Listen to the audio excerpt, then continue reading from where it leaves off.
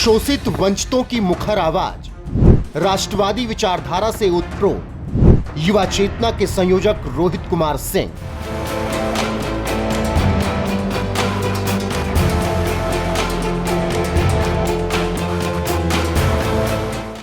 जो लगातार सामाजिक कामों में लगे हुए हैं और जनता के लिए काम कर रहे हैं। कश्मीर से कन्याकुमारी तक युवा चेतना के संगठन को सुदृढ़ कर रहे हैं, जो गरीब शोषित वंचित की आवाज पूरे देश में बने हुए हैं। आलम यह है कि 35 साल की उम्र में रोहित कुमार सिंह समाज के हर उस वर्ग की मदद के लिए हाथ आगे बढ़ा रहे हैं जो जरूरतमंद है। यही वजह है कि जब 1 अप्रैल को रोहित कुमार सिंह का जन्मदिन आया तो देश के अलग अलग हिस्सों में उनके समर्थकों ने उनका जन्मदिन धूमधाम से मनाया।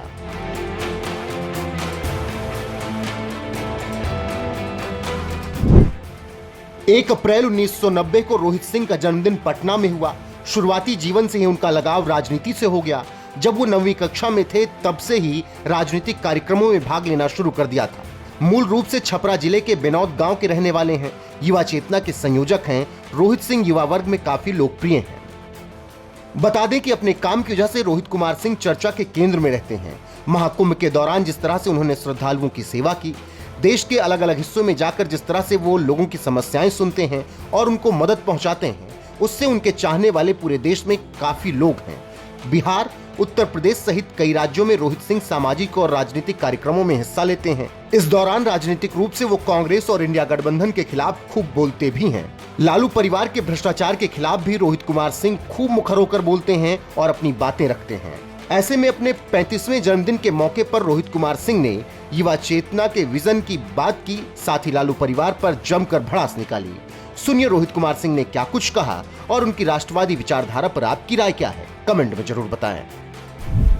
तो बिहार से ही आने वाले युवा चेतना के राष्ट्रीय अध्यक्ष रोहित कुमार सिंह मेरे साथ मौजूद हैं। उनसे बिहार चुनाव को लेकर और तमाम मुद्दों को लेकर बातचीत करेंगे। रोहित जी, बहुत बहुत स्वागत है। बहुत धन्यवाद।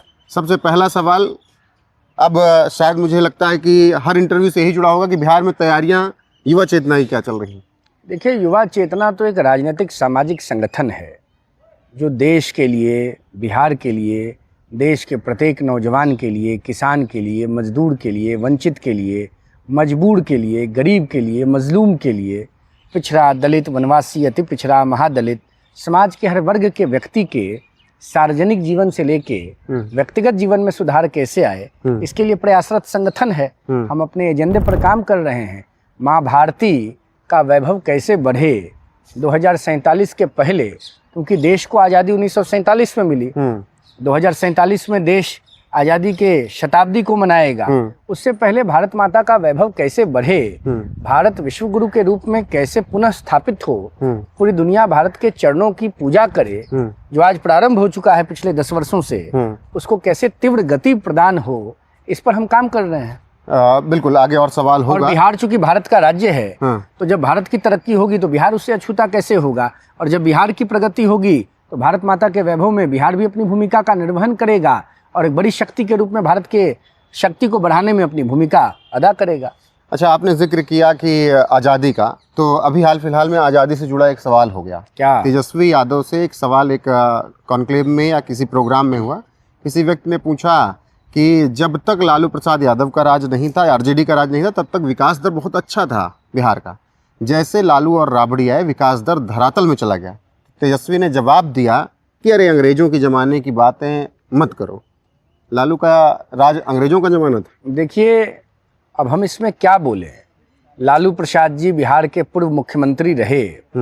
राष्ट्रीय जनता दल जो बिहार का मुख्य विपक्षी दल है, उसके राष्ट्रीय अध्यक्ष हैं, और उनके छोटे पुत्र जो बिहार विधानसभा में नेता विपक्ष हैं, भाई तेजस्वी प्रसाद यादव जी, जब वह स्वयं अपने पिता और माता के कार्यकाल को अंग्रेजी हुकूमत का दर्जा दे रहे हैं, मतलब वो मान रहे हैं कि 1990 से 2005 बिहार ने गुलामी का दंश झेला है, तो ये तो स्वतः सिद्ध हो गया। जो बात बिहार की जनता कहती है, भारत और दुनिया भर में बिहार के रहने वाले लोग कहते हैं कि लालू प्रसाद जी ने, राबड़ी जी ने बिहार को बदहाली, बर्बादी, कंगाली के दरवाजे पर लाके खड़ा किया, गरीबी के दंश को झिलवाने का काम किया। आज तेजस्वी प्रसाद यादव जी ने भी बिहार की जनता के दर्द को समझकर उस बात को स्वीकार कर लिया है। और मैं तो ये कहना चाहूँगा बहुत देर कर दी हुजूर आते आते। तेजस्वी भाई हम लोगों के इस बात को स्वीकार करने में देर कर दिए, लेकिन बड़ा कलेजा दिखाया है उन्होंने, बाघ का कलेजा। अब तो तेजस्वी जी कभी मिलेंगे, इधर तो लंबे समय से भेंट बात नहीं हुई है, तो अगर मिलेंगे कहीं तो मुझ पर तो नाराज ही रहते हैं, क्योंकि मैं तो बोलता रहता हूँ, सही बात बोलता हूँ। अगर मिलेंगे तो जरूर कहूँगा कि भाई आपने बाघ का कलेजा सिद्ध कर दिया। अपने माताजी और पूज्य पिताजी के कार्यकाल को गुलामी का कार्यकाल बताकर आपने सिद्ध कर दिया कि आरजेडी का 15 साल का शासनकाल बिहार के प्रगति में बाधक था, बिहार के गरीब आवाम के विकास में बाधक था, और इसको किसी और ने प्रूव नहीं किया है। लालू जी और राबड़ी जी के छोटे पुत्र जो आरजेडी के वारिस हैं और बिहार विधानसभा में लीडर अपोजिशन हैं, उन्होंने प्रूव किया है।